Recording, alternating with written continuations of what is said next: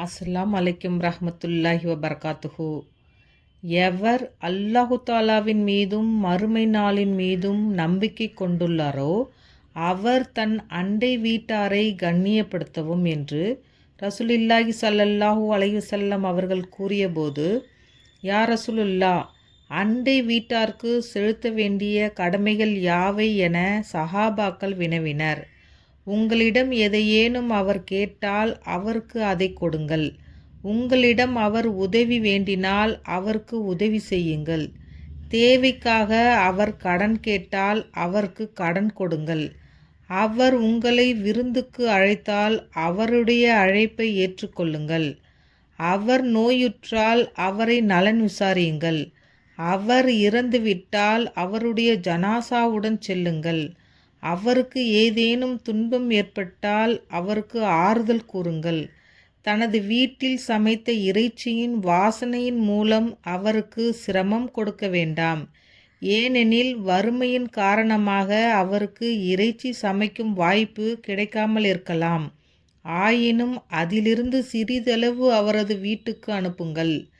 அவரது அனுமதியின்றி உங்கள் வீட்டை உயர்த்தி அவரது வீட்டிற்கு காற்று வராதபடி கட்டாதீர் என ரசூலுல்லாஹி ஸல்லல்லாஹு அலைஹி வஸல்லம் அவர்கள் கூறினார்கள் என்று ஹஸ்ரத் அபு ஹுரைரா ரலியல்லாஹு அன்ஹு அவர்கள் அறிவிக்கிறார்கள்.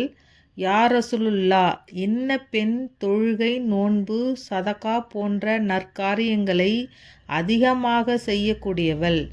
ஆயினும் தன் அண்டை வீட்டாருக்கு தன் நாவால் தொல்லை கொடுக்கிறாள், ஏசி பேசுகிறாள் என்று அவளை பற்றி பிரபல்யமாக பேசப்படுகிறது என ஒருவர் வந்து சொன்னார். அவள் நரகத்தில் இருப்பாள் என ரசூலுல்லாஹி ஸல்லல்லாஹு அலைஹி வஸல்லம் அவர்கள் கூறினார்கள். பிறகு, யா ரசூலுல்லா, இன்ன பெண் நஃபிலான தொழுகை, நோன்பு, சதகா போன்றவைகளை குறைவாக செய்கிறாள். பால்கட்டியின் ஒரு சில துண்டுகள்தான் தர்மம் செய்கிறார். ஆனால் தன் அண்டை வீட்டாரை தன் நாவால் துன்புறுத்த மாட்டாள் என அவளை பற்றி பிரபல்யமாக பேசப்படுகிறது என்று அந்த சஹாபி கூறியதற்கு, அவள் சொர்க்கத்தில் இருப்பாள் என ரசூலுல்லாஹி ஸல்லல்லாஹு அலைஹி வஸல்லம் அவர்கள் கூறியதாக ஹஸ்ரத் அபு ஹுரைரா ரலியல்லாஹு அன்ஹு அவர்கள் அறிவிக்கிறார்கள். எவருடைய தீங்கை விட்டும் அவரது அண்டை வீட்டார் அச்சமற்று இருக்க மாட்டாரோ அவர் சொர்க்கத்தில் நுழைய மாட்டார் என நபி ஸல்லல்லாஹு அலைஹி வஸல்லம் அவர்கள் கூறியதாக ஹஸ்ரத் அபு ஹுரைரா ரலியல்லாஹு அன்ஹு அவர்கள் அறிவித்துள்ளார்கள். அண்டை வீட்டார் பசித்திருக்க தான் வயிறு நிரம்ப சாப்பிடுபவர் முழுமையான மூமின் அல்ல என்று நபி ஸல்லல்லாஹு அலைஹி வஸல்லம் அவர்கள் கூறியதாக ஹஸ்ரத் இப்னு அப்பாஸ் ரலியல்லாஹு அன்ஹுமா அவர்கள் அறிவித்துள்ளார்கள்.